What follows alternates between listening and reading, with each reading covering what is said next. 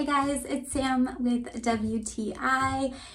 I have to tell you about these super awesome shelves that you can put into your shower. I was really nervous about them. I didn't think they would hold up. They actually come with a plastic strip that you stick on, and then these latch into little hooks on the strip. We have had these for about 6 months now, and they are not going anywhere.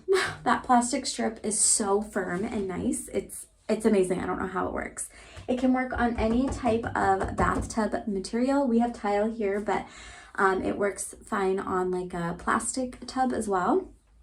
And I was going to clean up my shelves, but I wanted to show you how much stuff it can hold and how much weight it can hold as well. So it holds all of our stuff. As you can see, I am someone who likes to use different products. I have a lot of shower products. It's a problem. But this was perfect because I can hold everything. It also comes with little hooks.